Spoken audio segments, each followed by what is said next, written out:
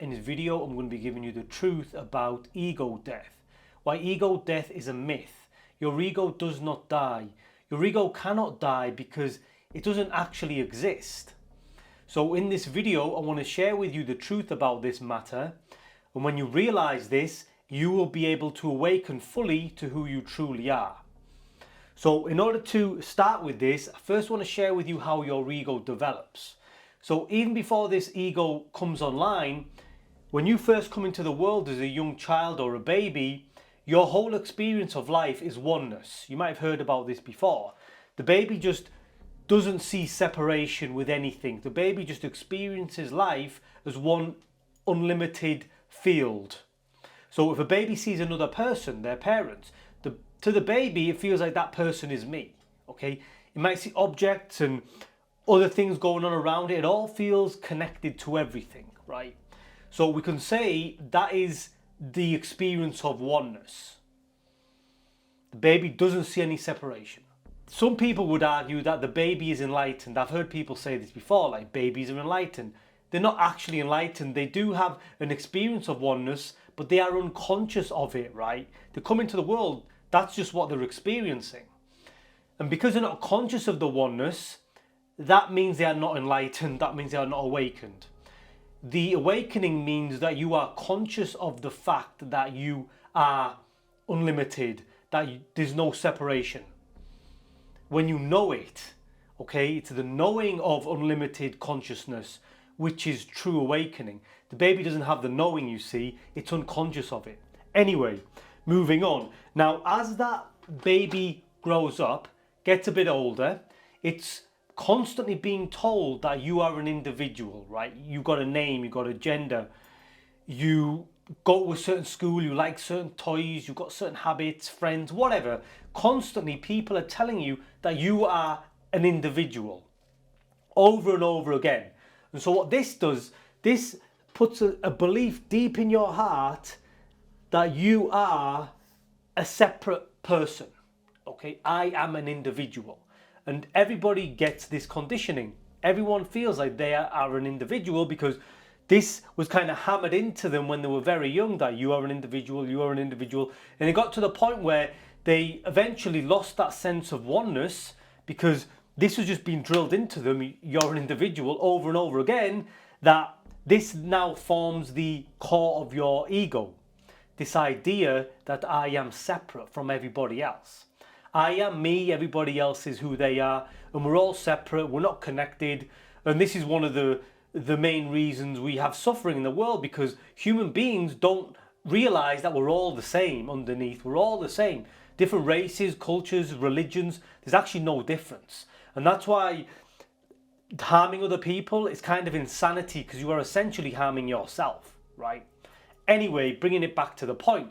So you have this deep belief in your heart that you are separate from everybody else, and you carry that with you as you grow up and as you get older.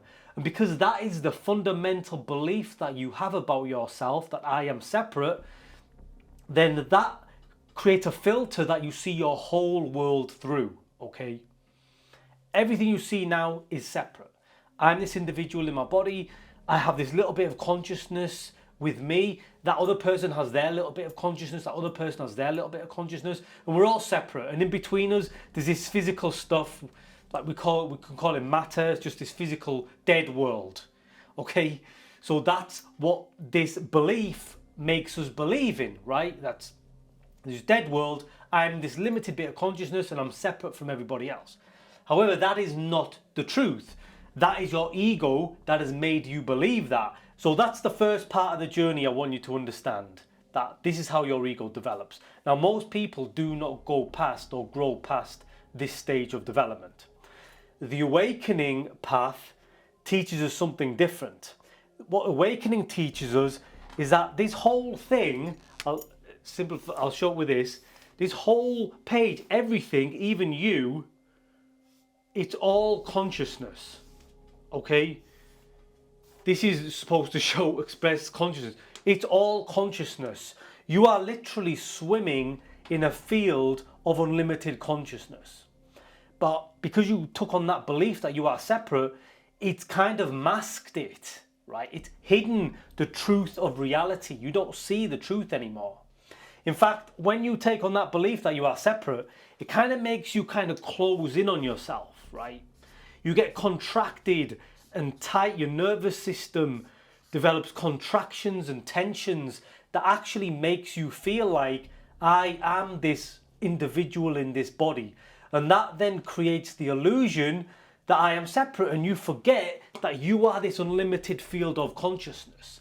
Because the conditioning isn't just mental, it's in your body, the feelings, right? That's where it's really difficult to experience this field of oneness, because the feelings in your body make you feel separate from everything else, right? I'm in my body, and like I said, other people are in their body, but that's just all an illusion based upon that initial belief that you picked up, that you are a separate ego. Now, a good analogy I have for this idea that everything is consciousness, it's like a fish in water, right? Imagine that the fish was born in water. The fish has always been in water. The fish only knows water. But if you went to the fish and said, what's water? The fish wouldn't know, because that's all it knows. It's too obvious, you see. The fish doesn't even see the water. It's pretty much exactly like that. You are swimming in a field of unlimited consciousness. It's all consciousness. Okay, there's no matter. It's all the same stuff. But you don't see it because no one's actually told you that it's all consciousness. And two, you're literally in it. You're too close to it, right? But if you think about it and you begin to explore and investigate the nature of reality in your own experience, you'll begin to realize that you cannot have an experience that is separate from consciousness. Everything you experience is in consciousness. But we don't see that, you see. It feels like I'm this little bit of consciousness in this big world, but we have it backwards, right? The truth is it's all consciousness. There's no limitation. So now I want to talk to you about the mind. What is the mind? You've probably all heard it said that you are not the mind. This is true. I want to give you a different understanding of what your mind is, your brain. Your individual brain it's like a tool. It's a tool designed to help you function in this three-dimensional realm. So you can navigate it, you can do things, you can engage with it. Without a brain, without a mind, you wouldn't be able to engage in the three-dimensional world, okay?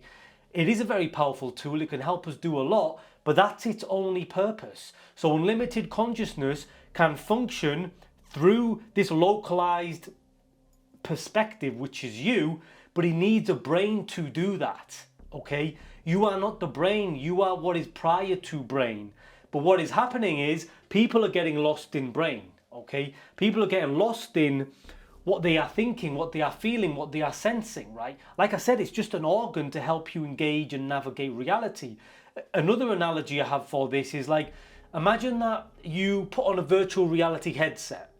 And you start playing this game and you're this character in the game, and after a while you forget you put on the virtual reality headset and you genuinely start to believe you are this character in this virtual reality game.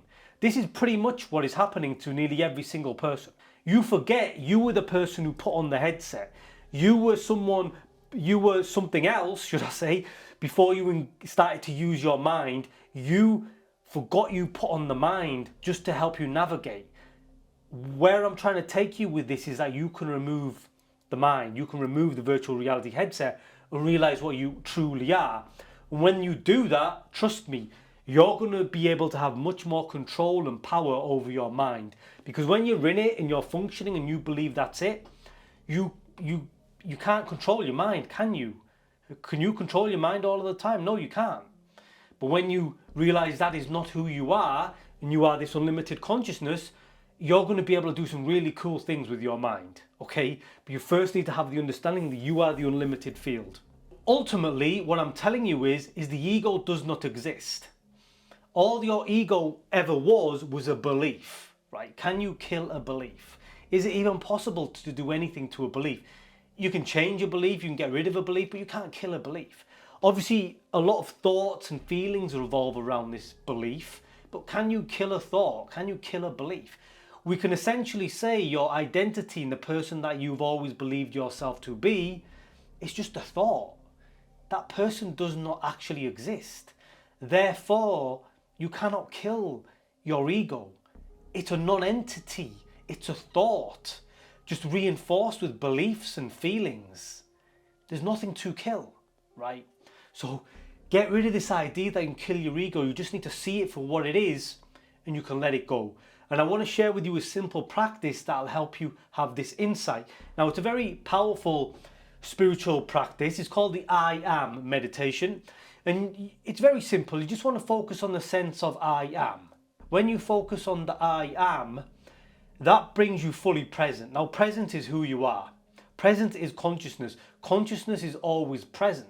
So when you focus on I am, with no labels, nothing else, just I am, that is connecting you to the field, because the field is I am. The field is always present. It's only your thoughts that make you think otherwise. But when you keep doing the I am meditation and sitting in the I am for as long as you can, you are beginning to break through, and I wouldn't even say connecting to the field, because you're always connected to it, you just don't see it. But then you'll start to feel it and experience it more clearly. So practice this I am meditation regularly, okay? And that is going to connect you to the field and put you back in touch with your true unlimited self, okay? And naturally, as you do that, your ego will just begin to dissolve. It'll loosen up. You'll start to see more of your shortcomings. You'll have more self-awareness, okay? That's another thing that happens when you realize your unlimited consciousness. Your self-awareness grows tremendously, and you start to see a lot of things about yourself that you were not seeing. And when you see them, you can fix them, release them, let them go, whatever you want to do. But until you see them, you can't do anything with them. So this is going to raise your consciousness, so your self-awareness goes to another level, which is going to change your whole life. So that is everything I'm going to talk about here with you today. If you enjoyed the video and you want to watch more things like this, check out these videos right here. But until next time, God bless.